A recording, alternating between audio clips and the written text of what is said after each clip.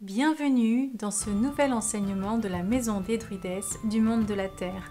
Alors on poursuit dans l'exploration de l'alimentation naturo-créatrice et aujourd'hui on va aborder les principes de la digestion. Oui, on a parlé de l'alimentation, j'ai dans des enseignements précédents expliqué que votre capacité digestive était tout aussi importante dans la prise en compte de quoi manger et comment le manger, et surtout que c'était vraiment les processus physiologiques qui étaient déterminants pour l'extraction de cette énergie vitale et le transfert de ces énergies, de ces substances, de ces nutriments dans le corps et la capacité à capter et à puiser et à transmettre ces informations, ces nutriments dans notre vrai moi intérieur, donc dans notre système sanguin, et d'abord et après dans l'ensemble de nos cellules. Donc aujourd'hui, on va vraiment mettre à plat les processus de digestion. C'est un cours qui est aussi pilier, notamment de toute la partie alimentation. Souvent, c'est un élément, la digestion, qui est négligé et qui du coup fait défaut dans la réussite de certains projets de transformer son alimentation. Et donc voilà, aujourd'hui on va parler de ces points-là et notamment on va parler des organes, on va parler du système, on va parler des fonctions et qui fait quoi sans entrer trop dans le détail, mais en ayant une vue d'ensemble suffisamment complète pour que vous puissiez être pleinement consciente des processus qui se passent dans votre corps. Qui dit digestion dit biochimie. Qu'est-ce que la biochimie? Eh bien, c'est l'étude de la façon dont les aliments se digèrent. Je vous le rappelle, digère, ça vient de dia, pour diviser, pour séparer, et gère, donc le fait de gérer, la gestion, l'organisation. Donc on sépare l'organisation, on digère, on divise. Donc ça, c'est ce qu'on appelle la biochimie digestive. C'est donc cette étude de comment ça se passe en fait. Comment est-ce que les aliments sont découpés. Donc voilà, je vous avais mis un petit mot, digérer, réduire les aliments en nutriments. Il y a des éléments que l'on ingère qui n'ont pas besoin de digestion. Et ça veut dire qu'ils n'ont pas besoin d'avoir des molécules qui viennent les séparer, les réduire en éléments plus simples. Et donc, il n'y a pas de consommation d'énergie et il n'y a pas non plus de production de déchets, puisque ces éléments-là ne sont pas digérés. Ça ne veut pas dire qu'ils ne deviennent pas inactifs. Une fois qu'ils ont été utilisés, une fois qu'ils ont ils ont joué leur rôle, il peut y avoir, les éléments vont perdre de leur charge vitale une fois qu'ils auront transmis leur charge vitale en jouant leur rôle. Mais cela dit, eh bien, ce sont des éléments qui consomment aucune énergie pour pouvoir la transformer, s'il n'y a pas de transformation. C'est le cas pour l'eau, les vitamines, les oligo-éléments, les minéraux, les enzymes et les hormones végétales. Par contre, les protéines, les glucides, les lipides et les fibres, mais pas par nous, mais quand même il y a quelques fibres qui nous sont utiles. Mais en tous les cas, ces trois grandes familles d'aliments, ces macronutriments, ces grosses molécules, eh bien elles vont se digérer en éléments plus simples, donc vraiment les structures de base qui les composent vont se retrouver détachées et pour être utilisées par nos propres cellules et produire nos propres protéines, utiliser l'énergie des glucides et intégrer également les lipides dans nos structures ou transformer, produire nos hormones, etc. Et donc ça va se passer à différents niveaux. En fonction des protéines, des glucides et des lipides, la digestion va avoir lieu à différents niveaux.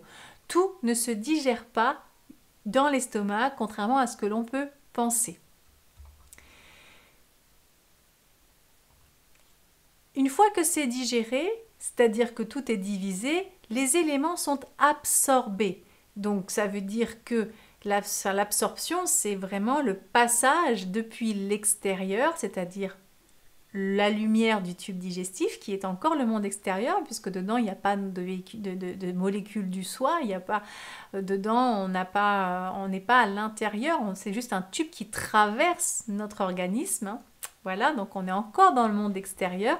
Et donc l'absorption, c'est passer du monde extérieur vers le monde intérieur, c'est-à-dire dans notre système sanguin, puis ensuite la lymphe, puis nos cellules. Donc la digestion, une fois qu'il y a eu les aliments ont été absorbés, ils vont être acheminés dans les organes cibles. Les organes cibles, c'est pour les nutriments, c'est voilà, pour les nourrir, pour les réparer, pour renouveler. Voilà, donc il y a différents organes qui vont permettre cela. Il y a des organes qui vont permettre cette absorption, cette digestion. Donc il y en a qui vont être spécialisés dans telle digestion, telle absorption, d'autres dans telle digestion, telle absorption. Et ça va se faire à des pH différents, puisque toutes certains macronutriments ont besoin d'un certain type de pH et d'autres macronutriments d'un pH différent. Donc là, retenez bien cette information. Il y a également l'intervention de différentes sécrétions qui sont spécifiques, ce qu'on appelle des sucs digestifs, dans lesquels il y a des enzymes, voilà, il y a différentes substances qui vont contribuer à la digestion. Et puis, eh bien, il y a aussi une notion de temps. La nature est bien faite. Les aliments vont avoir nécessité un certain temps pour cette digestion. Et nos organes de digestion, eh bien, sont optimisés, j'ai envie de dire, par rapport à cette durée de digestion. Mais tout ça, ça prend un certain temps. Donc, bien évidemment, il y a des variables, il y a des paramètres qui font que cette digestion va être allongée ou va être accélérée, optimisée. Je préfère optimiser. Alors, quand c'est accéléré, non, pas vraiment, mais plutôt optimisé. Quand le transit est accéléré, la digestion est moins bonne, justement, parce que le temps est trop rapide. Donc, il y a un temps optimal pour que, justement, eh bien, les sécrétions spécifiques, notamment, fassent leur travail avec la contribution de différentes actions mécaniques de nos organes et puis la présence d'un bon pH, etc., etc. Donc tout ça, eh bien, ce sont des éléments qui permettent la digestion et l'absorption de certains nutriments. Alors, on va regarder sur le plan anatomique. Vous devez connaître un certain nombre, bien sûr. Donc, je vais vous mettre d'un côté donc, le tube digestif, tout ce qui est en lien avec le tube digestif, et puis les organes annexes. Il y a vraiment le tube digestif, donc vraiment de la bouche à l'anus, et vont venir sécréter dans ce tube eh bien, des organes qui vont produire des éléments. Donc on va voir des éléments qui vont contribuer à la digestion. Donc dans le tube digestif, bien sûr, il est composé de la bouche, vous savez, le pharynx, on continue dans l'œsophage, puis on arrive dans l'estomac, le duodénum, c'est le tout début, c'est la première section de l'intestin grêle, puis ensuite, on continue dans les différentes sections de l'intestin. Je ne vais pas vous encombrer avec les termes. Et ensuite, l'intestin grêle, donc, qui est quand même très long, va rejoindre le côlon, ici en bas à droite. C'est là où souvent il y a l'appendice sécal, donc là où il y a l'appendicite lorsqu'elle s'enflamme. C'est ici que ça se passe, à cette jonction. Et le côlon ascendant, côlon transverse, et le côlon descendant, le sigmoïde, donc le petit S voilà, qui tourne vers l'arrière, depuis l'avant vers l'arrière du corps, l'ampoule rectale et l'anus. Donc j'ai pas tout, voilà, j'ai pas décrit tout le sigmoïde, etc. Mais je ne vais pas vous encombrer.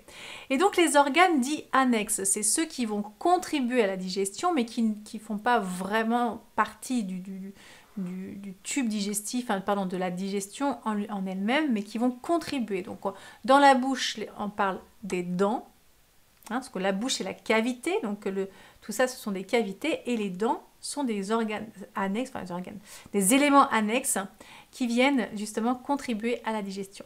La langue aussi est un élément annexe, les glandes salivaires, le foie qui va sécréter la bile, enfin, qui va produire la bile et qui va la déverser dans la vésicule biliaire qui ensuite va être sécrétée depuis la vésicule biliaire dans le duodénum, donc la bile, donc via la vésicule biliaire. Le pancréas qui est au regard à peu près du foie, mais vraiment il est plus derrière l'estomac, donc le pancréas il est plus par derrière là, enfin derrière tout ce bazar. Et lui va sécréter toutes les enzymes pancréatiques pour sa partie digestive. Il a une partie hormonale pour tout ce qui est gestion du sucre avec l'insuline et le glucagon, donc pour la partie distale du pancréas, mais pour la première partie, celle qui est proche du digestif, eh bien c'est la partie qui sécrète des sucs digestifs, enfin des enzymes digestives notamment dans un suc, des sucs pancréatiques. Donc voilà, ça c'était simplement très très simple, hein, voilà, l'anatomie. Quels sont les organes, quel est le tube digestif. Maintenant, quels sont les lieux de digestion par macronutriments? Donc les glucides vont dans ce qu'on appelle notamment les amidons, parce que les glucides simples, ils n'ont pas besoin de digestion, hein, je vous le rappelle, ça passe directement puisque c'est déjà à l'état de simple. Mais pour obtenir des éléments simples à partir des grosses molécules de stockage de glucides, ce qu'on appelle les amidons, ben, il va falloir digérer. Donc la digestion va commencer pour les amidons directement dans la bouche avec la présence de ce qu'on appelle l'amylase. C'est l'amylase, tout ce qui se termine à peu près en ase, c'est des enzymes, des noms d'enzymes, d'accord? C'est la famille des azymes. C'était mon mémo technique quand j'étais en sciences. Donc l'amylase, c'est l'enzyme qui est spécialisée dans la découpe de l'amidon et qui est sécrétée entre autres avec la salive dans la bouche et qui va commencer à découper l'amidon dans la bouche déjà. Enfin voilà, il y a un premier travail. C'est pour ça que si vous mâchez et que vous réduisez en bouillie un morceau de pain par exemple, eh bien vous allez avoir à un moment donné un goût sucré. Bien tout simplement parce qu'il y a déjà des découpages qui a été fait, donc l'insalivation, donc déjà la salive va réduire, va ramollir la substance. Le fait d'avoir la présence d'enzymes, donc de l'amylase, l'enzyme salivaire, et également la mastication, donc le broyage fait par les dents. La deuxième zone de digestion, eh bien, en fait, il va y avoir tout un processus de circulation. Bien sûr, ça va passer par l'estomac, mais dans l'estomac, on va dire que le travail qui a démarré dans la bouche va continuer plus ou moins, d'accord? Et puis ensuite, il va vraiment aller se terminer, on va dire, ce travail de digestion, enfin, se poursuivre d'abord dans le duodénum, et puis, enfin, principalement dans le duodénum au niveau de la digestion. Ensuite, les autres sucres, ils vont être bien sûr digérés et absorbés au niveau du duodénum et de l'intestin grêle. Les protéines, quant à elles, elles vont être, digérées dans l'estomac et c'est, alors, évidemment que le fait de broyer avec les dents, hein, d'une manière générale, il y a un travail préparatoire avec la salive et la langue qui va bien mélanger tout cela et les dents qui vont broyer. Donc il y a bien sûr un travail préparatoire de l'aliment pour pouvoir faciliter la digestion. Ça n'est pas spécifique aux macronutriments, c'est un principe de base de l'alimentation, le fait de bien mastiquer et de bien insaliver ces aliments pour faciliter leur digestion, quel qu'il soit. Mais ce qui est vrai, c'est que pour l'amidon, en plus, il y a la présence d'une enzyme spécifique. Donc les protéines, elles, leur digestion va commencer véritablement dans l'estomac avec la présence donc d'enzymes, surtout, alors d'enzymes, pas tout à fait, c'est l'acidité qui va en fait dérouler la grosse pelote de protéines. La protéine, elle est enroulée sur elle-même, ça on dirait une grosse pelote. Donc ce qui fait que comme c'est très enroulé, très enchâssé, il y a beaucoup de nœuds, eh bien les enzymes, elles vont avoir du mal à aller au cœur de la petite boule pour aller découper les liens qu'il y a à l'intérieur, parce que du coup il y a moins de surface de travail disponible. C'est pourquoi l'acidité de l'estomac va dérouler cette pelote pour que justement la surface de travail soit beaucoup plus grande et faciliter le travail des protéases, donc des enzymes spécialisées dans les protéines, et bien pour qu'elles puissent agir. Donc on va avoir des phénomènes dans l'estomac et les protéases dans le duodénum, notamment sécrétées par le pancréas, donc dans les sucs pancréatiques. Et puis les lipides, alors c'est un petit peu particulier pour les lipides. Ce qui va se passer, c'est que principalement, ça va se passer au niveau de la bouche aussi. On va retrouver certains éléments pour dégrader, émulsionner un petit peu donc ces fameux lipides. Et puis ça va se passer également au niveau de l'estomac.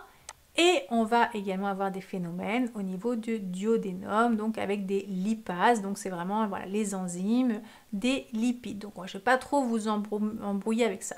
Mais voyez, l'important c'est que, donc déjà, on a des phénomènes qui sont concomitants, bien sûr, de digestion. Donc on retrouve des digestions similaires entre la protéine et les lipides, sachant que certaines lipides sont trop grosses pour être digérées par nos propres systèmes et donc elles vont se retrouver, ces lipides, ils vont se retrouver, ou elles, ces molécules, vont se retrouver dans le système lymphatique parce qu'elles sont trop grosses et elles vont continuer d'être découpées dans le système lymphatique, d'accord? Donc ça c'est un petit peu particulier, c'est ce qui fait que du fois quand on mange trop gras, eh ben, on peut se retrouver un peu encombré au niveau du mucus, au niveau de tout ça, parce que du fait, eh bien, il y a un excès de gras et ça passe parce que dans la lymphe c'est un petit peu visqueux et donc du coup les graisses passent plus volontiers dans cet espace-là. Mais après, ça rejoint le système sanguin, bien sûr. Voilà, je ne vais pas rentrer dans les détails parce que c'est pas tout à fait... voilà, des fois, ça peut être un peu technique en fonction des lieux où ça se trouve. Mais là, globalement, voilà les grands lieux de digestion. Donc, on retrouve pour les lipides et les protéines, elles sont naturellement mariées ensemble. Je vous avais dit, on retrouve souvent des lipides lorsqu'il y a des protéines. Eh bien, vous voyez, on va retrouver des sites de digestion qui sont communs. L'estomac et le duodénum, alors avec une spécificité de la bouche pour les lipides. Et puis, c'est un petit peu particulier au niveau des glucides. Soit, évidemment, ça passe tout seul, parce que ça arrive d'avoir les glucides simples, plus facilement que des protéines simples d'ailleurs. Les acides aminés simples, on en trouve beaucoup moins voilà, dans l'alimentation que des glucides simples. Mais on est plus dans à la fois la bouche, on est plus dans les extrémités au niveau de la digestion, on est plus dans la bouche et dans le bout de l'intestin. Donc voilà.